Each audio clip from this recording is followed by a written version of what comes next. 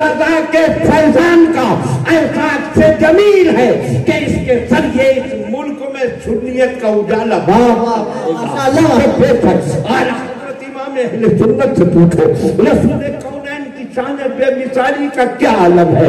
इमाम अहमद रज़ा आपको बताएंगे, उनके अशार बताएंगे, उनके फतावा बताएंगे, आपका दिल रोशन होता जाएगा और आप पूरा सीना तान कर कहेंगे कि वाकई हमारे रसूल जैसा न पहलों में न बाद वालों। माशाअल्लाह माशाअल्लाह। वो बेमिसाल, और जो कुरान अल्लाह ने उन्हें पढ़ाया वो कुरान बेमिसाल। न ज़मीनी किताबों में उसकी मिसाल, न आसमानी किताबों में इसकी मिसाल। इस कुरान की चाल ये है कि दुनिया का हर चराग पुरसुकून माहौल में जलता है, मगर कुरान उस चराग का नाम है जो आंधियों के तूफानों में जला और सारी दुनिया में अपना उजाला फैला कर। माशाअल्लाह माशाअल्लाह। देखें आज बड़ी आसानी से मिल जाता है कुरान। ये मदरसा फैजुल नबी है, हजरत अल्लामा मौलाना शरीफुल कादरी साहब, इनकी सरबराही में तमाम असातिज़ाए किराम की मेहनतों से मदरसा फैजुल नबी में तालीम का वो सिलसिला जारी। बच्चे आते हैं और भी मदारिस हैं, जगह जगह मदरसे, गांव गांव में, बस्ती बस्ती में, शहर शहर में, कस्बे कस्बे में। और आलम यह है कि दिल वाले मुसलमान सारी सहूलतों का इंतजाम करते हैं। साए के लिए छत भी है, हवा के लिए पंखे भी है, कहीं कूलरों का भी इंतजाम होता है, फर्श बिछा हुआ है, रोशनी का इंतजाम, खाने का भी इंतजाम है, का भी इंतजाम है। आओ पूरी सहूलियत से कुरान हासिल करो। देखो इस किताब मुक़द्दस के उस दौर को जब अल्लाह के रसूल ने इसका चराग रोशन किया था। जब इक़रा बिस्मि रब्बिकल्लज़ी खलक़ कुरान की पहली आयत नाज़िल हुई तो बताओ कौन था कुरान की हिमायत करने वाला? सरकार अकेले, कोई हिमायती नहीं। आज तुम इस्लाम के मुस्तक़बिल से मायूस होते हो, आज तो इतने मानने वाले, कुरान का झंडा उठाने वाले, मगर जब सरकार इक़रा बिस्मि रब्बिकल्लज़ी खलक़ इन आयतों को लेकर गारे हिरा से नीचे उतरे थे तो न कोई ईमान वाला था, न कोई कुरान वाला था। आप समय कुरान हाथों में लिए आए हैं, अब मैं दुनिया में कुरान का उजाला फैलाऊंगा। दुनिया ने कहा था ये अकेला इंसान क्या करेगा, मगर हकीकत कह रही थी इनको अकेला मत समझना, ये देखने में अकेली बात है मगर इसके पीछे पूरी कायनात। वाह वाह वाह माशाअल्लाह, जिंदाबाद। बोलिए आप लोग, बोलिए सब जोर से बोलिए सुभान अल्लाह। हाँ, मैं बोल रहा हूँ, माइक का रोना क्या रो जाए। बहरहाल माइक वाले ने जहां तक हो सका बेहतर करने की कोशिश की, तो इसका रोना रोने की बजाय थोड़ा सा आप भी बोलिए ताकि मेरे बोलने का हौसला और बढ़े। दिल को अच्छी लग रही है बात, असर कर रही है तो बोलिए सुभान अल्लाह सुभान अल्लाह। आओ उस माहौल को देखो।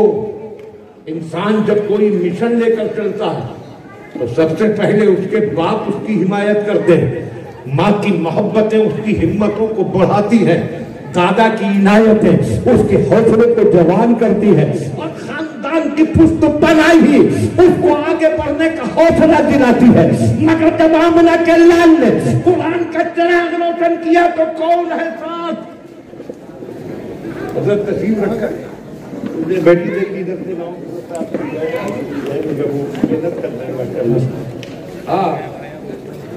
बाप जब दुनिया से चले गए, जब सरकार माँ के चिकम में थे और 6 साल की उम्र थी कि माँ चली गई, 8 साल की उम्र हुई तो दादा चले गए।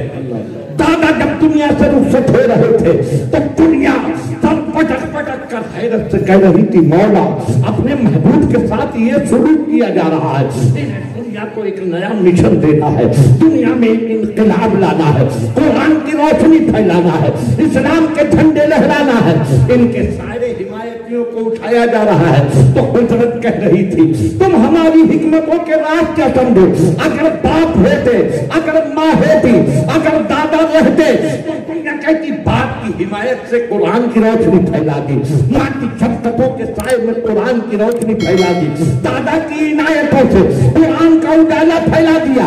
اس لیے فیصلہ قدرت یہ ہوا کہ سب کو اٹھا لیا جائے تاکہ دنیا جان لے کہ یہ قرآن کسی کی حمایت سے نہیں پھیلا، اپنی صداقت۔ واہ واہ واہ واہ، ماشاء اللہ ماشاء اللہ، زندہ باد زندہ باد۔ کوئی نہیں، اور رہا خاندان، حکم ملا اپنے خاندانیوں کو دعوت دیجیے، پیغام پہنچائیے۔ سرکار نے پورے خاندان کو بلایا، خاندان بنو ہاشم جو عرب میں سب سے عزت والا مانا جاتا تھا، عرب میں جس کی بہادری کی دھاک تھی، جو کعبے کی تولیت جن کے پاس تھی، وہ خاندان بنو ہاشم۔ سرکار نے سب کو بلایا، آپ کے چچا بھی ہیں، آپ کے چچیرے بھی ہیں، دوسرے خاندانی بھی ہیں، سب اکٹھے ہو گئے۔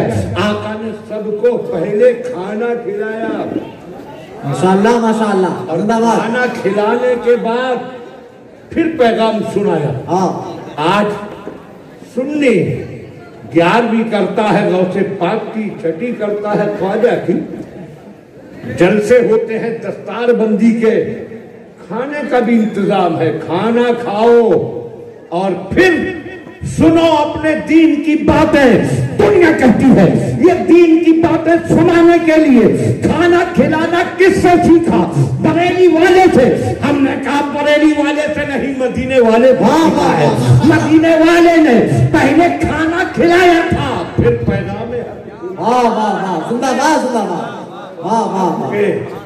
توجہ کریں، یہی ماحول ہے، سب بیٹھے ہیں خاندان والے، آقا کھڑے ہوئے، اے میرے خاندان والو، تم اپنی قسمت پر جتنا ناز کرو کم ہے کہ اللہ نے تم میں اپنا آخری رسول پیدا فرمایا۔ سنو، میں اللہ کا آخری رسول ہوں، میں اللہ کا آخری پیغمبر ہوں، جو تمہیں میں مبعوث کیا گیا تمہیں میں سے ہوں۔ میں تمہیں سیدھا راستہ دکھانے آیا ہوں۔ میرا پیغام یہ ہے کہ اللہ کے سوا کوئی عبادت کے لائق نہیں، اس کی عبادت کرو اور مجھے اللہ کا رسول مانو تاکہ جہنم کی آگ سے بچ جاؤ۔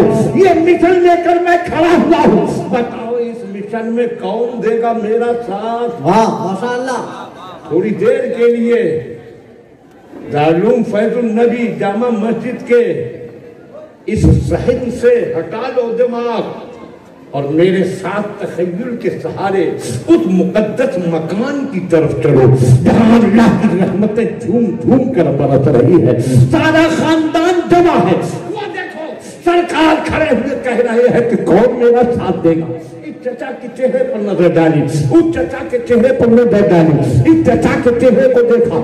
کوئی کھڑے ہو کر کہہ دے کہ بھتیجے فکر نہ کرنا، میں تمہارے ساتھ ہوں۔ سرکار ایک ایک کا چہرہ دیکھ رہے ہیں مگر سناٹا، کوئی بولنے والا نہیں، کوئی کھڑا ہونے والا نہیں، کوئی نہیں جو کہہ دے سینہ ٹھوک کر میں تمہارے ساتھ ہوں۔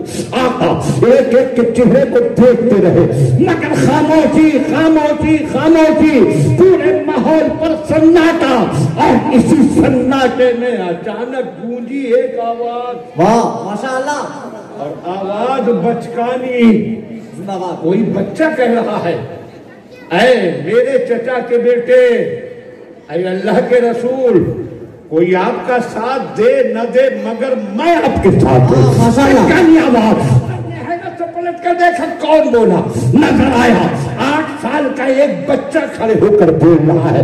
سب نے غور سے دیکھا کون ہے یہ بچہ، تو یہ بچہ وہ تھا کہ جس کے باپ نے اس کا نام علی رکھا، نبی کا دامن پکڑ لیا تو شیر خدا۔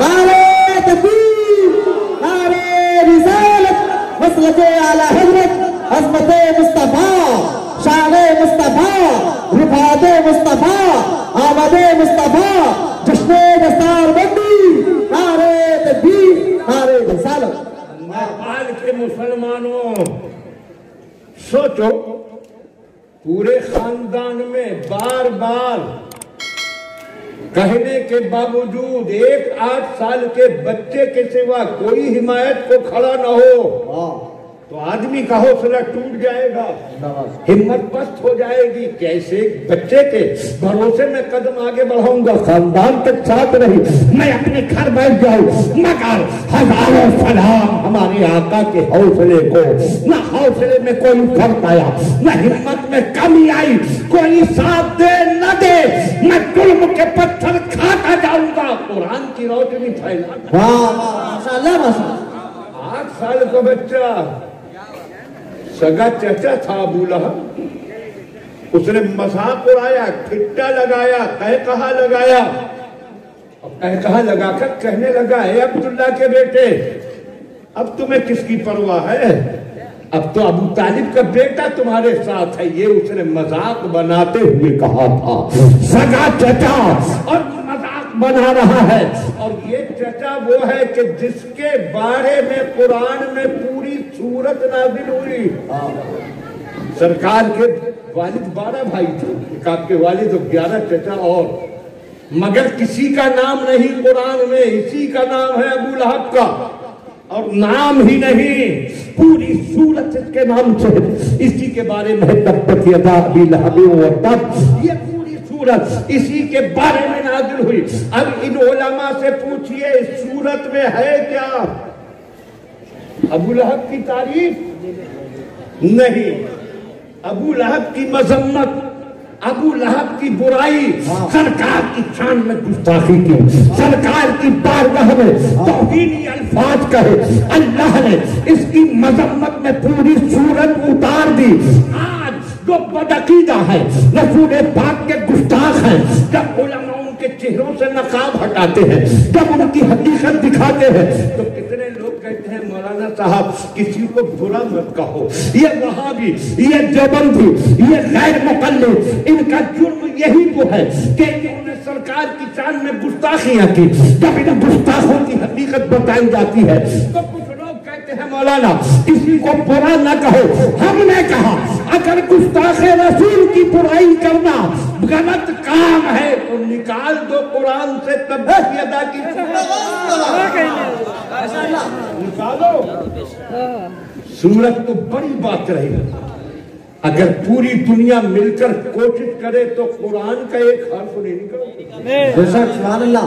حافظوں کو چھوڑیے، یہ عام لوگ، اگر کوئی بھی امام مغرب کی نماز میں کھڑا ہوا اور اس نے الحمدللہ رب العالمین اور مالک یوم الدین پڑھ دی تو کسی حافظ کی ضرورت نہیں، امام کی ضرورت نہیں، پیچھے کا کوئی بھی عام مسلمان ٹوک دے گا، وہ فوراً لقمہ دے دے گا، الحمدللہ رب العالمین الرحمن الرحیم فوراً بول دے گا۔ یہ دو لفظ رہ جانا تو بڑی بات ہے۔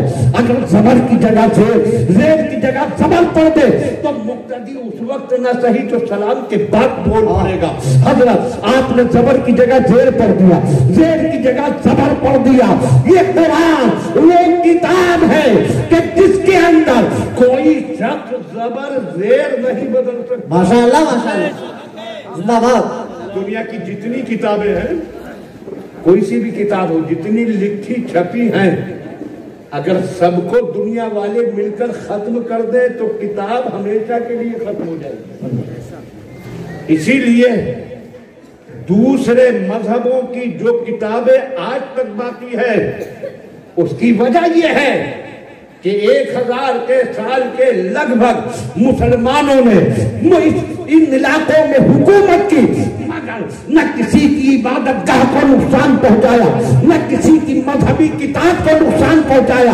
اسی لیے یہ کتابیں باقی ہیں، اگر وہ انہیں ختم کر دیتے تو کتابوں کا وجود مٹ جاتا۔ ماشاءاللہ حق ہے۔ تو اگر ساری کتابیں کوئی ختم کر دے ختم ہو جائیں گی، لیکن اگر معاذ اللہ یہ باطل پرست دنیا کے کونے کونے سے قرآن اکٹھے کریں، جتنا لکھا ہوا جتنا چھپا ہوا قرآن ہے وہ ایک ملک سے نہیں بلکہ دنیا کے سارے ملکوں سے اکٹھا کر لیں اور سب کو معاذ اللہ سمندر میں غرق کر دے، کہیں بھی ایک لفظ لکھا ہوا قرآن کا باقی نہ رہے، قرآن نہ مٹ مٹے گا. ہماری قوم کے 10-10 12-12 سال کے بچے کاغذ اور قلم لے کر بیٹھیں گے اور پورا قرآن پھر کاغذ پر اتار دیں گے.